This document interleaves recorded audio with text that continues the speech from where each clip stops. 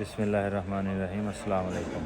ਅੱਜ 20 ਫਰਵਰੀ ਹੈ ਤੇ ਕੱਲ 21 ਫਰਵਰੀ ਮਾਂ ਬੋਲੀ ਦਿਹਾੜੇ ਪੂਰੇ ਪੰਜਾਬ 'ਚ ਮਾਂ ਬੋਲੀ ਨੂੰ ਲਾਜ਼ਮੀ ਕਰਨ ਵਾਸਤੇ ਰੈਲੀਆਂ ਹੋ ਰਹੀਆਂ ਨੇ। ਉਹਦੇ 'ਚ ਰਲਤ ਕਰੋ ਤੇ ਮਾਂ ਬੋਲੀ ਨੂੰ ਲਾਜ਼ਮੀ ਕਰਾਉਣ ਵਾਸਤੇ ਆਪਣੀ ਆਵਾਜ਼ ਚੁੱਕੋ।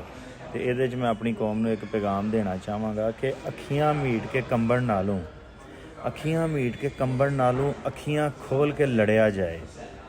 ਚੁੱਪ ਰਹਿ ਕੇ ਵੀ ਮਰ ਜਾਣਾ ਹੈ, ਝੱਲਿਓ ਬੋਲ ਕੇ ਮਰਿਆ ਜਾਏ। ਜੇ ਅਸੀਂ ਬੋਲਾਂਗੇ ਚੁੱਪਾਂ ਸੀ ਤੇ ਸਾਡੀ ਜ਼ੁਬਾਨ ਮਰ ਰਹੀ, ਤਹਿਜ਼ੀਬ ਮਰ ਰਹੀ ਹੈ, ਲਿਬਾਸ ਮਰ ਰਿਹਾ। ਜੇ ਅਸੀਂ ਬੋਲਾਂਗੇ ਤੇ ਸਾਡੀ ਜ਼ੁਬਾਨ ਬਚ ਜਾਏਗੀ। ਉਂਝ ਵੀ ਤਾਂ ਮਰ ਜਾਣਾ, ਬੋਲ ਕੇ ਮਰਿਆ ਜਾਏ ਤਾਂ ਕਿ ਸਾਡੀ ਜ਼ੁਬਾਨ ਰਿਕਾਰਡ ਹੋ ਜੇ, ਸਾਡੇ ਬੱਚੇ ਸਾਡੀਆਂ ਨਸਲਾਂ ਵੇਖਣ ਸਾਡੀ ਜ਼ੁਬਾਨ ਦੁਬਾਰਾ ਜ਼ਿੰਦਾ ਹੋ ਜਾਏਗੀ। ਜਦੋਂ ਸਾਡੀ ਕੌਮ 'ਚ ਸ਼ਊਰ ਆ ਜਾਏਗਾ ਨਾ, ਜਿੰਜ ਇਸਰਾਈਲ ਨੇ ਆਪਣੀ ਜ਼ੁਬਾਨ ਜ਼ਿੰਦਾ ਕਰ ਲਈ ਹੈ 2000 ਸਾਲ ਬਾਅਦ। ਇਬਰਾਨੀ ਜ਼ੁਬਾਨ ਅੱਜ ਇਸਰਾਈਲ 'ਚ ਲਾਜ਼ਮੀ ਹੈ।